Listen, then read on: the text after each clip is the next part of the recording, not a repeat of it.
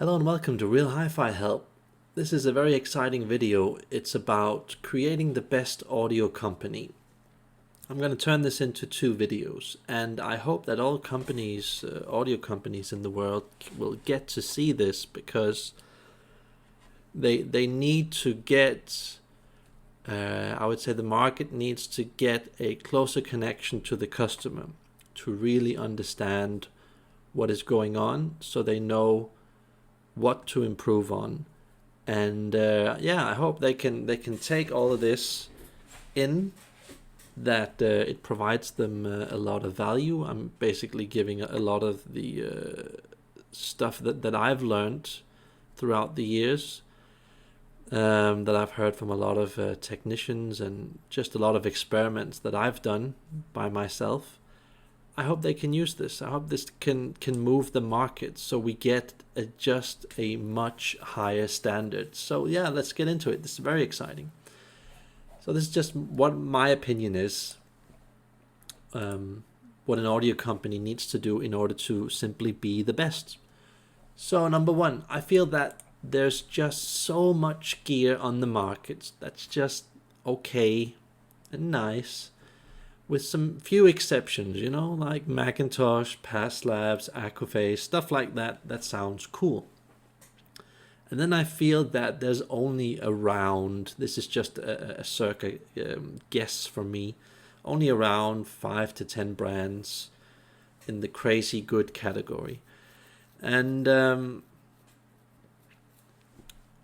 I feel that in order to get into that really crazy good category and beat those brands, you just need a sound that has great drive, energy, power, control, and a lot of really good movement. A lot of the gear on the market doesn't have that. It's just, you can hear how they solve their problems, that it's very controlled, it's very much over there, undefined image that ends at the wall where the speakers are. It doesn't go past the wall. You don't get that beautiful presentation. Everything isn't made in a way that's beautiful, urgent, making you hear something on several levels. It's just like the same sound going through everything, making almost every pop sound the same, with the same bass, or every rock song sounding in the same harsh way or unsophisticated way. We need something that's just, sophisticated in sound, and which is multi-layered.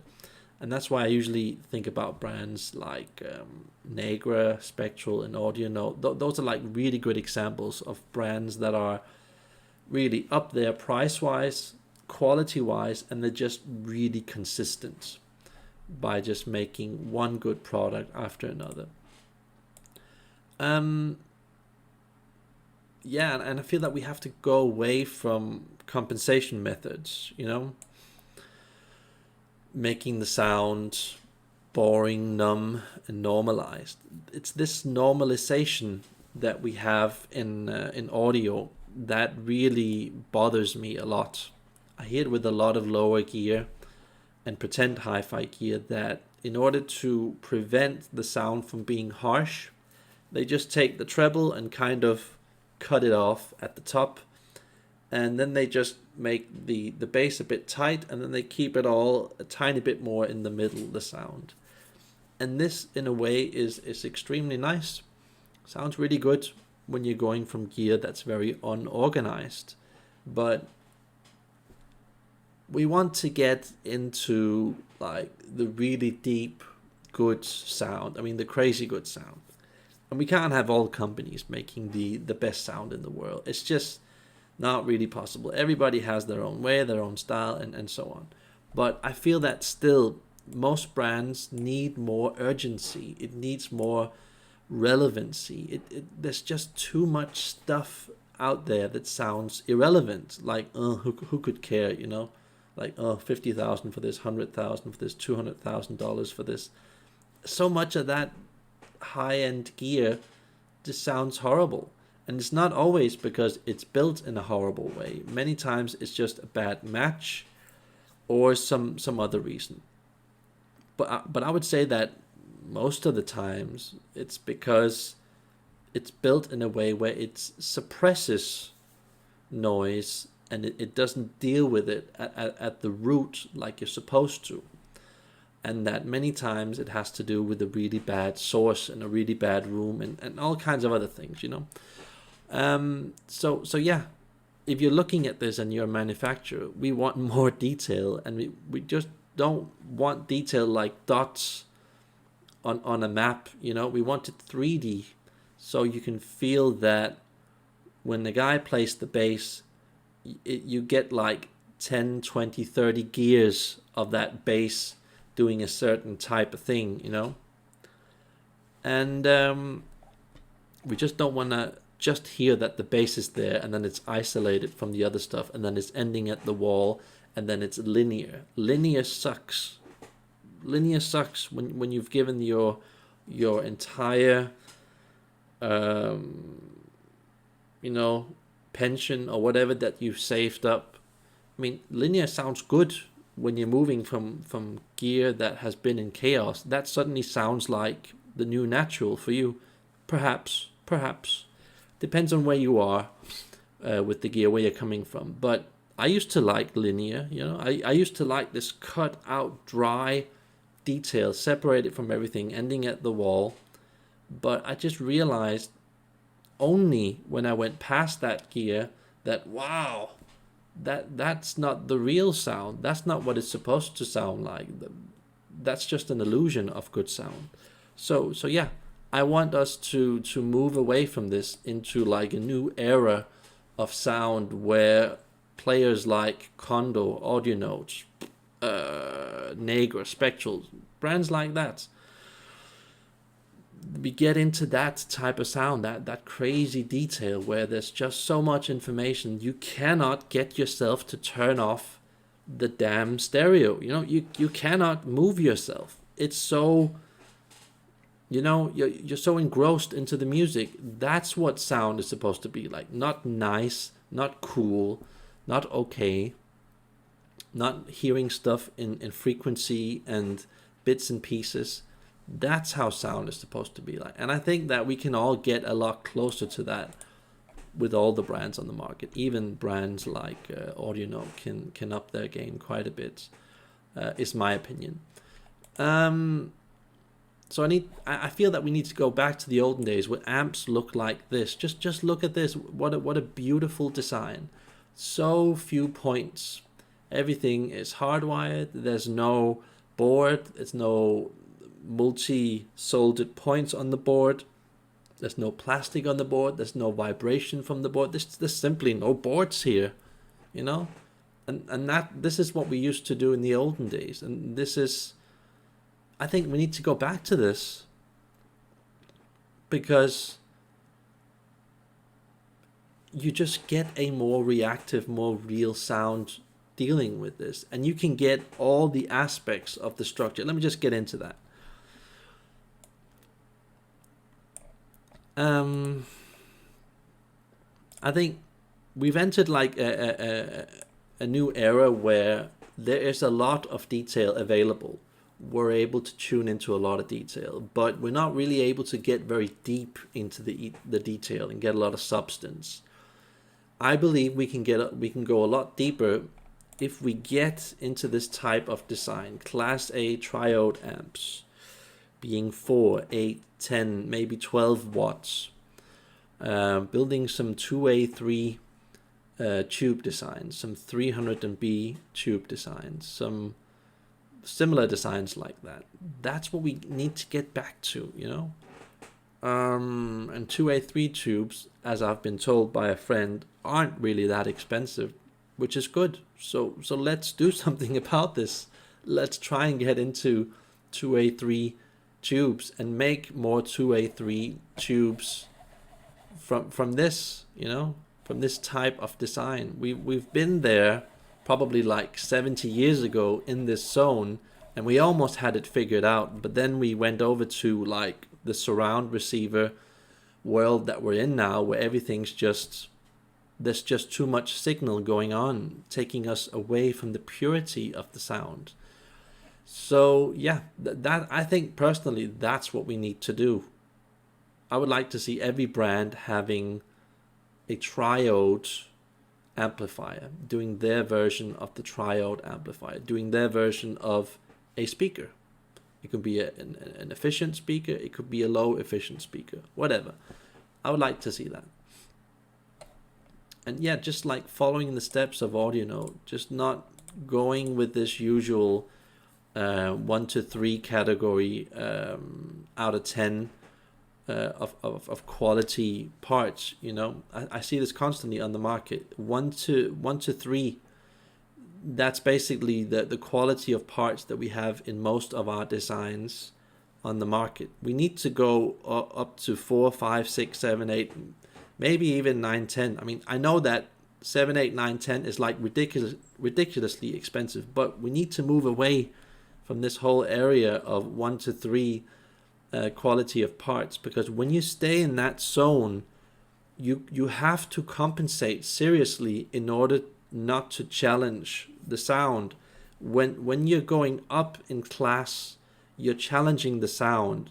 Okay, you're confronting it head on. You're just going, rah, you know, and that's what real hi-fi is about. It's about going up in quality and confronting the sound and going deep into it. You know, that's what it's about. Not this like sugar daddy old like I used to have it in the olden days, in the 1980s, 70s, 60s, whatever sounding. That's cute. That's charming. That has its place. But no, it's not true hi-fi. That is to some degree a lot better than a lot of the newer stuff that we have that sounds very digital. And a lot of people are going back saying that, ooh, like in the olden days with this sound and that sound. It actually wasn't that good, you know. To some degree, it was a lot better, yeah. But there still was a hell of a lot of noise and bad structure and just basically hiding the details, staying on the safe side. And that gave us the illusion of there being more than there actually was. So yeah, we need to get away from those two worlds. The modern new world of convenience, where everything's practical and incredibly cheap to produce, and then this old sound that's like halfway there, like I showed you, or this is like one of the best examples of that old sound. Now we need to get back to the old sound and do it like they did in the olden days, but with improved methods now. AudioNote are paving the way. They're showing us how it's to be done. Condor is also partly doing that, not quite there on the level of AudioNote. And some few other players also sometimes hit something that's really, really good. Let's just say Bob Carver or something like that. You know, it's not quite on the level of AudioNote and Condor, but you know, they do it in a smart way. We need more Bob Carvers out there. And yeah, it's this whole thing where we're getting into this 500 to 5,000 watt amplifiers while we're still only using 50 to 150 on driving the speakers with those same amps. You know, it's silly. You know, we're wasting energy, we're wasting space, we're just wasting people's time, and we're creating this illusion of authority that if you can see it on paper, if you can see it in front of yourself, if you can see the watt meters, then that kind of hypnotizes you in believing that, well, that's the good sound, that's how it's done. You know, you're supposed to have this much room between the instruments, they're supposed to be totally separate from each other, you know. But that isn't really the top sound. That's not how it's supposed to be. And I want people to fully understand that. That is part of the journey of getting to the good sound, that you hear it in this ultra separated way.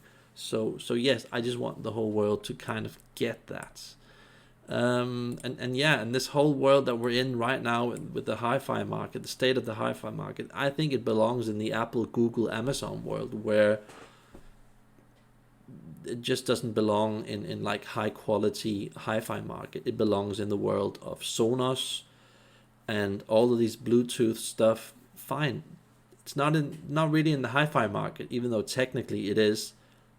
That's like the garbage hi-fi market for people who want ultra convenience. Fine, let that exist, but don't let that become the norm. You know, Don't take away the good sound, because if we do that, if we make that the standard, people will forget how the good sound really was, and we mustn't forget the good sound. So yeah, we need to reinvent triode amps.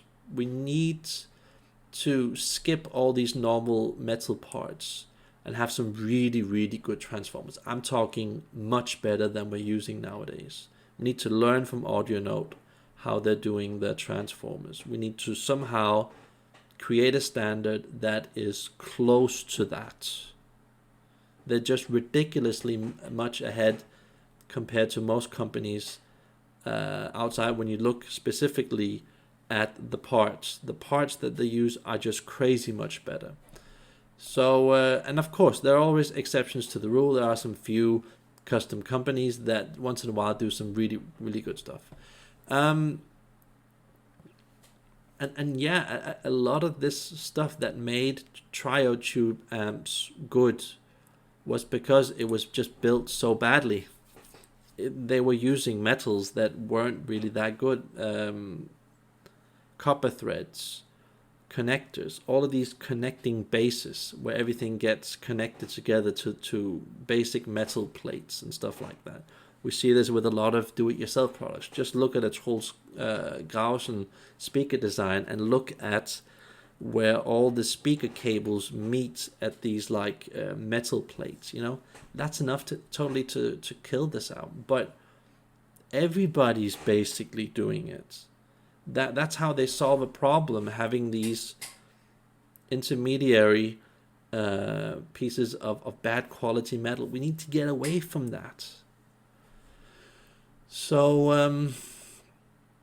and this is the thing that I think a lot of people that listen to tubes don't fully understand, is that not just triode, but generally with a lot of tube gear, we're creating so much noise and we're just spicing up the sound with all kinds of different metals.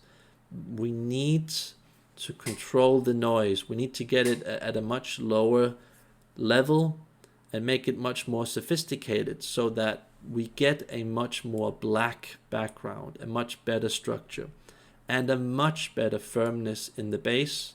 So when you're striking a drum, you can hear that it's being struck, and you hear everything around the drum, and you hear the depth of it. That's what we need to do, instead of this like type of flow where it's like nice and bouncy and all over the place.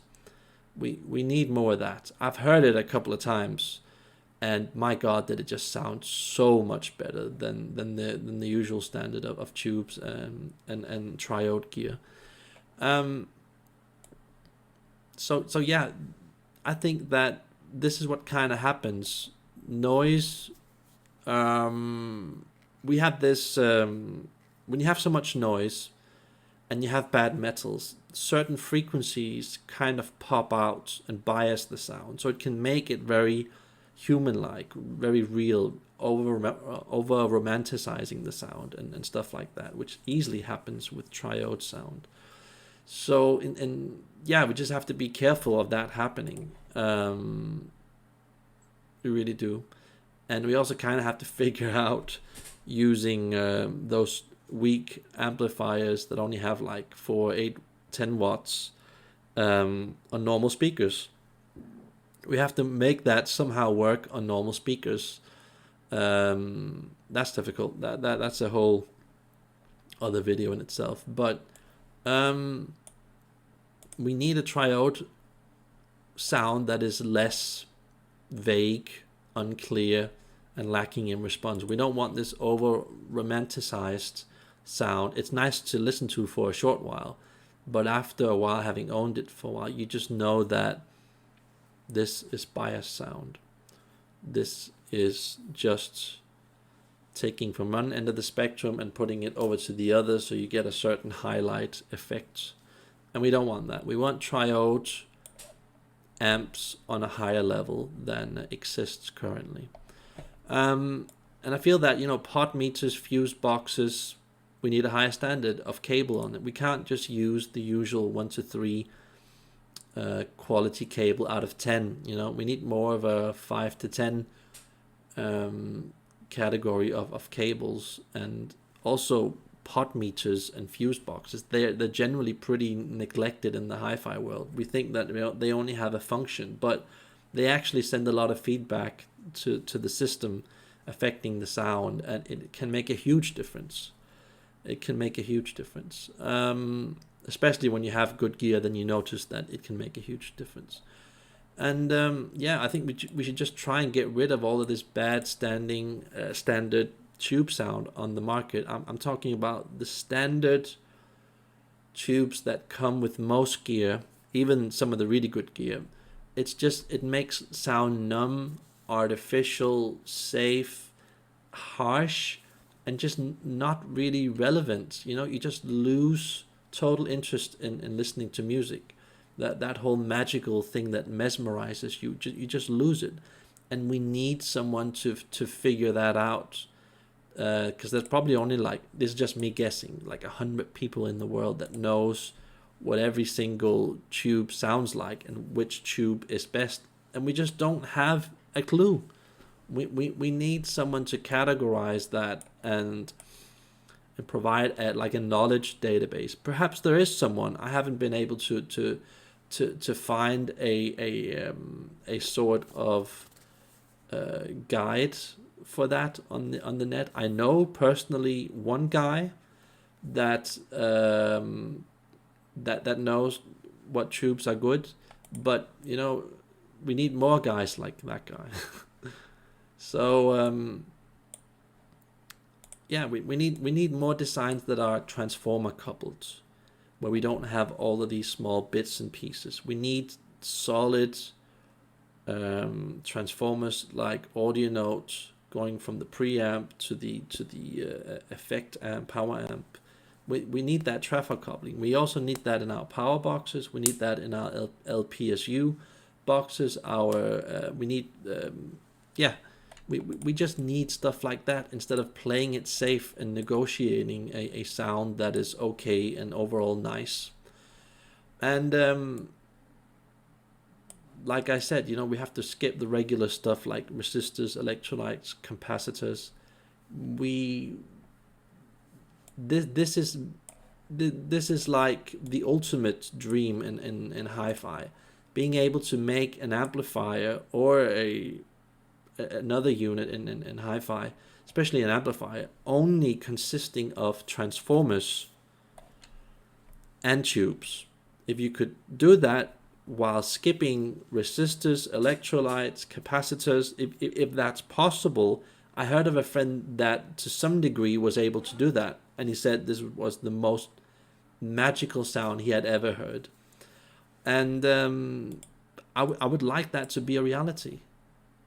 So we're not just listening to these, you know, 10-cent resistors. We're listening to like 10K US dollar transformers going into another 10K UK, what's it called? 10K US dollar transformer going over to like a pair of $1,000 tubes. You know, that for me is like the end destination, the closer that we can get to that. And I feel that AudioNote kind of did that with their AudioNote Maestro Tonmeister. So